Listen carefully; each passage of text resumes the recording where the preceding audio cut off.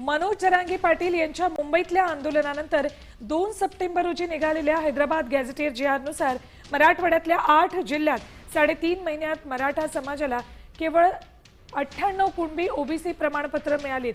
त्यासाठी केवळ 594 जणांनी अर्ज केले होते। 98 अर्ज मंजूर केल्यानंतर प्रमाणपत्र वाटपाची कारवाई करण्यात आली।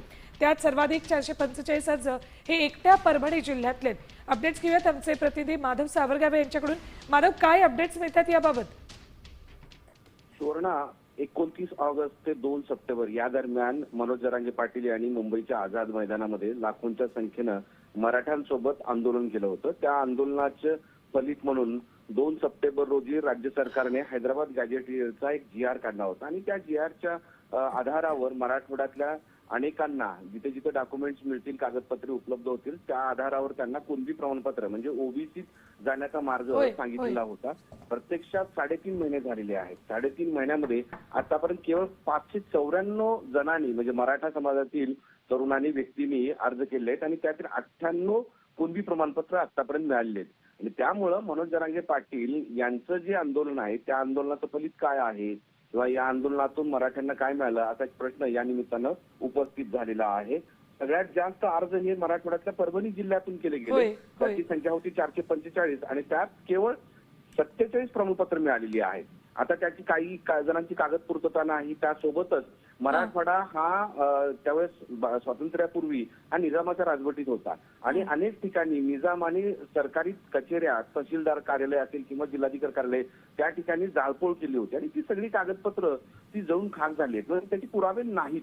विशेषतः मराठवाड्यातल्या जे हैदराबाद लगत, कर्नाटक, आंध्र, तेलंगणा लगत असले लातूर, उस्मानाबाद म्हणजे आताचं धाराशिव, नांदेड, परभणी, हिंगोली या भागात तर डॉक्युमेंट्स मिळतच नाहीत।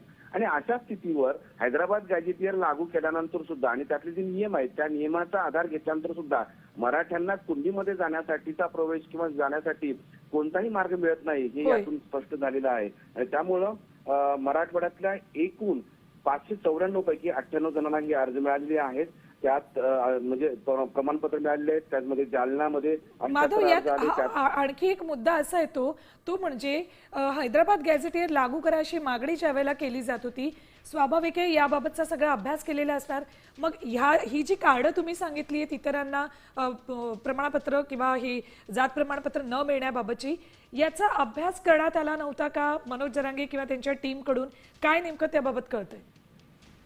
त्यावरूनच ज्यावेळेस हे गॅझेटियर काढण्यात आलं, गॅझेटियर काढल्यानंतर अनेक अभ्यासकांनी आक्षेप घेतला होता की या हैदराबाद गॅझेटियरचा मराठा समाजाला कुणबी प्रमाणपत्रासाठी फायदा होणार नाही असं सातत्यानं सांगत होते। पण मनोज जरांगे पाटील यांचं म्हणणं होतं की ह्या गॅझेटियरच्या आधारावर मराठा समाजाला या मराठवाड्यातल्या मराठ्यांना अर्ज घेतल्यानंतर त्याला लागणारे डॉक्युमेंट्स हे पुरावे मिळतील आणि त्या पुराव्याच्या आधारावर ती प्रमाणपत्र मिळतील। हा सगळा एकमेकांवर आरोप प्रत्यारोपाचा भाग होता।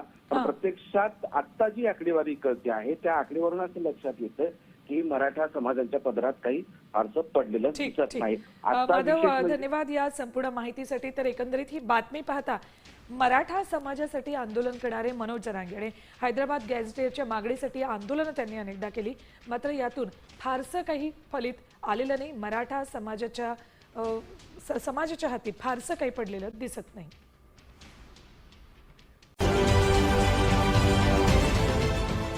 देश विदेशातील प्रत्येक घडामोडींचे लाईव्ह अपडेट मिळवण्यासाठी आता साम टीव्हीच्या सर्व सोशल मीडिया प्लॅटफॉर्मला लाईक, फॉलो आणि सबस्क्राईब करा। तसंच सर्व नोटिफिकेशनसाठी बेल आयकॉन प्रेस करायला विसरू नका।